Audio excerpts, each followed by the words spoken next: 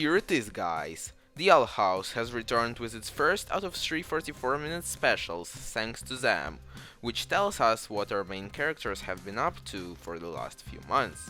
And oh boy, did they have an adventure! But before we dive into the breakdown, please subscribe to the channel to help it grow. I really appreciate it. And now, the episode starts with everyone coming and settling in the Nasida's house, where Camilla learns about all the things that happened to them back in the Demon Realm. And meanwhile, Bellows lurks in the shadows, searching to become strong enough to get back to the Demon Realm too.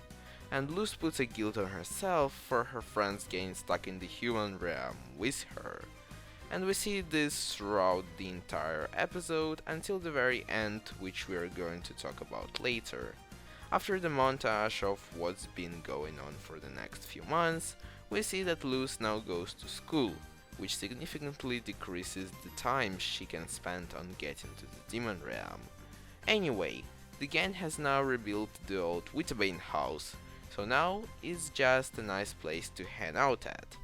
But what really got me is that everyone is now learning Spanish on an app that is 100% a reference to Duolingo, which has been associated with the Owl House not once.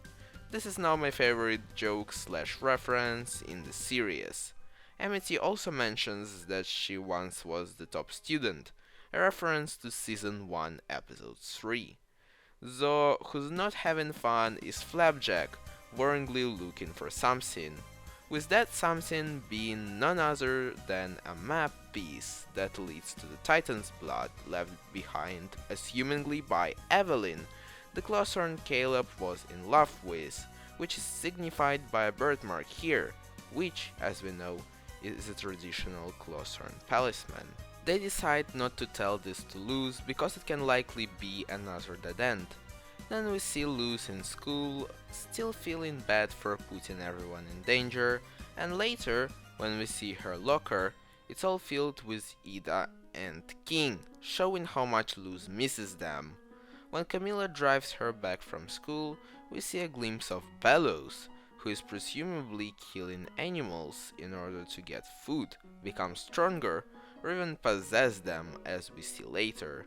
Before night, Gus and Hunter discuss how they miss the Boiling Isles, while Camilla tries to study more about witches and their preferences, and also LGBTQ, which is another cool scene when shows have representation, that parents adjust to their children's preferences.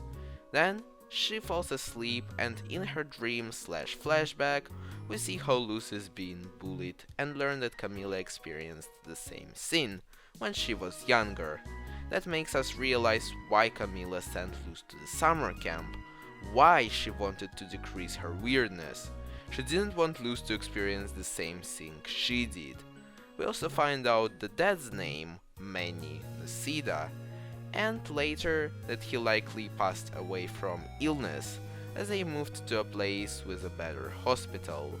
On the next day, everyone except Hunter goes to investigate on the rebus they found, but Hunter sees Bellows and later tells Luz about him. However, when they check the house, nobody is there. What I liked here is Hunter saying the same quote that he did in Season 2 Episode 1, but now it applies to Bellows. Hello, criminals. What's about to happen should be relatively painless, if you just do what I say. Alright, Bellows. What's about to happen should be relatively painless, if you just do what we say. There is also foreshadowing of Hunter being possessed later. Meanwhile, the others go all around Gravesfield to find new clues, and they finally come to the Historical Society, where Jacob Hopkins was fired, and Masha, who was also revealed to be non-binary, is here as a new management and helps to figure out the riddle. So, Amity, Willow, Gus, and V want to make a surprise for Luz at the Halloween party. Now, we jump to the second part of the episode that starts at the vet clinic, where we see a frog that resembles Hop Pop Planter from Amphibia. Luz wonders what her talisman will be, when suddenly the fire glyph kinda works, because as we learn later, the closer you are to the Titan's blood, the stronger the glyph magic is. When Luz and Hunter come back after visiting the Vitabane house, everyone is preparing costumes for Halloween, and Camilla basically confirms that she used to be a fan of Cosmic Frontier, a franchise that Gus found in the basement.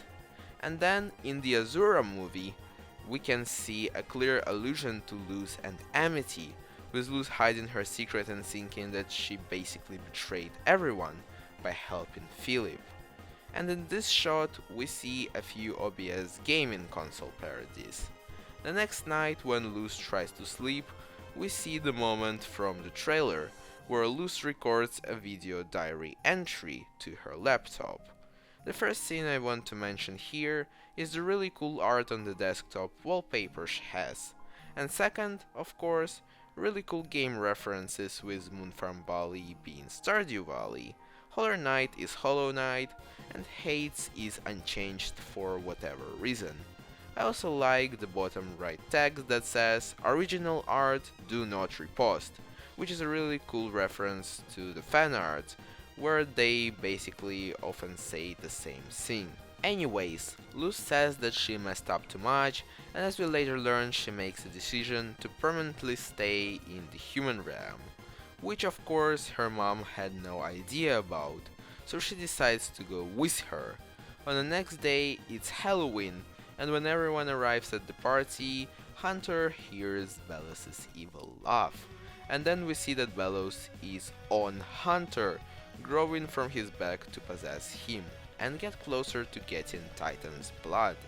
When Gus interrupts the show, in the crowd we can see a person dressed like Grime from Amphibia. This makes it like 4 Amphibia references in this episode, which is crazy. I guess the Owl House crew misses Amphibia as much as we do. Anyway, Jacob Hopkins appears once again, trying to expose Gus this time, but obviously everyone just thinks that he's crazy, and the police take him. After this, Masha is ready to finally tell the full story of the Wittebane brothers from the perspective of humans, as it was only slightly hinted by Jacob back in Season 2 Episode 10. But now we learn more details about the story. First, the brothers came to town as orphans, which means perhaps it was the loss of parents that made them become witch hunters. Here is also when we learn the name of the witch Caleb was assumingly in love with, Evelyn, who is very likely a Clothorn, as I mentioned before, with one of the points being her name, Evelyn Gwendoline Idalyn. She is likely the one who carved Flapjack, as we see here, and also that's how Flapjack knew about the Rebus. And as Philip goes to rescue his brother, the story ends with the fate of the two remaining unknown, at least for humans, as we all know what happened next. After the ride ends, Hunter sees Bellows again, knowing that he is looking for Titan's blood as well, and tells Luz about the Rebus, so they decide to go to the forest and get the blood on their own, ahead of everyone else, and Bellows specifically, as there is no time to lose. We also see the first sign of Hunter being possessed by Bellows, as he shouts at Flapjack. When the gang finds out that the Rebus is missing, and then Camilla and V come as well, they track Luz's location and go after her. As Luz finds frightened Flapjack, Hunter fully gets possessed, and we meet Bellows once again. I love his terrifying voice, and I'm looking forward to hearing it in the next special. So Bellows finds the bulb with Titan blood that has an owl very much resembling Owlbird, which once again proves the Evelyn being a Clothorn theory. During this dramatic moment, it is finally revealed to everyone else that Hunter is a Grimwalker and Luz helped Bellows to meet the Collector. Of course, it's all forgiven as Luz has shown an incredible care for her friends, so how can they be mad at her?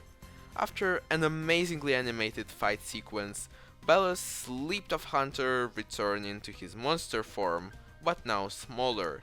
His voice changed a little as well, but at last he manages to activate the portal with the Titan blood.